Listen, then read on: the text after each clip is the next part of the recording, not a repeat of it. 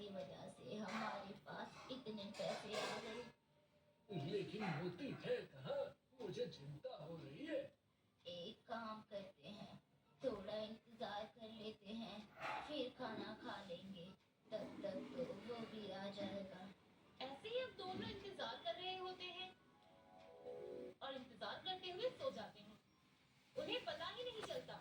और जब जानकी को एक सपना आता है जिसमें वो देखती है कि मोती को सेठ पपीते के पेड़ के नीचे दफना चुका है, वो एकदम से घबरा कर उठती है और उठते ही कहती, सुनिए, सुनिए जरा। क्या हुआ?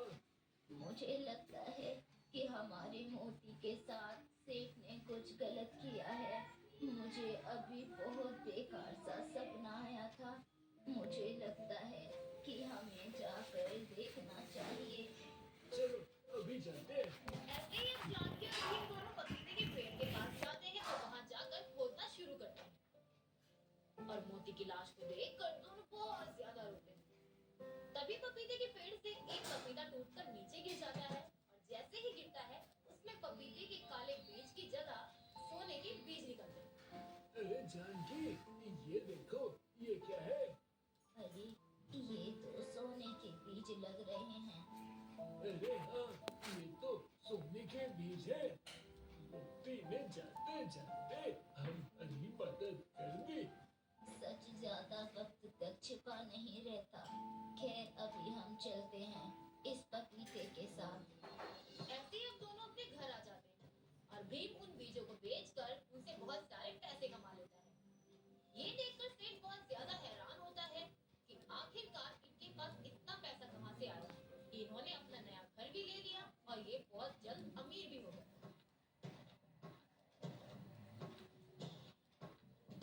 मुझे तो ये समझ में नहीं आ रहा है कि आखिर उस कुत्ते को मारने के बाद भी इसके हाथ कौन सा खजाना लग गया। अरे मैं तो कहती हूँ हमें फिर से उनकी बात सुननी चाहिए।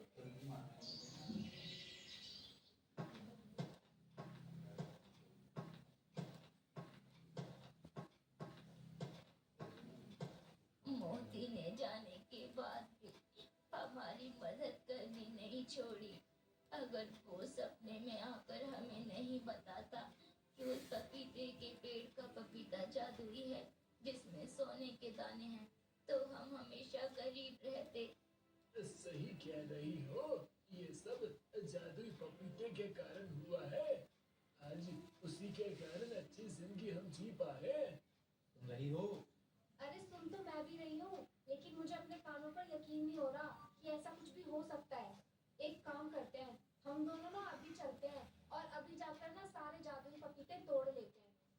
सही कहती हो, चलो। देखो वो रहा पपीते का पेड़। अरे उस पर तो बहुत सारे पपीते लगे हैं, हम तो माला माल हो जाएंगे। अब क्या था, सेठ और सेठानी की आंखों में तो ऐसी चमक आ जाती है, वो खुशी से इतने ज्यादा पागल हो जाते हैं। अब क्या था, सेठ और सेठानी की आंखों में तो ऐसों की चमक आ जाती है, वो खुशी से इतने ज्यादा पागल हो जाते हैं कि वो पपीते के पेड़ के पास जाते हैं और उसको तोड़ने लगते हैं। लेकिन वहाँ वहाँ तो बहुत सारे सांपों ने उनको घेर लिया था। इसे देखकर वो बहुत ज्यादा घबरा जाते हैं और उनकी सिट्टी मिट्टी गुल हो जाती है। ये क्या हो गया जी? हमने तो बस पपीते को हाथ ही लगाया था और ये इतने सारे सांप कहाँ से आ गए? बातें मत करो, भागो यहाँ से। लेकिन हम भागे तो भागे कहाँ? ये सब तो चारों तरफ से आ रहे हैं, अब हमारा क्या होगा? भीम, मेरी मदद करो, हमें निकालो यहाँ से। लेकिन आप लोग यहाँ क्या कर रहे हैं? वो क्या है ना, हमने तुम्हारी सारी बात सुन ली थी और हमें पता चल गया था कि इस पेड़ पर ना जादुई पपीता आता है और इस पपीते में ना सोने के बीज होते हैं, इसीलिए हम तोड़ने आ गए थे। तभी तो तुम्हारे लालच ने तुम्हें यहाँ फंसा दिया। हमारी मदद करो, हम फिर कभी भी लालच नहीं करेंगे, वादा करते हैं। जानकी और भीम दोनों ही सांपों को शांत करते हैं।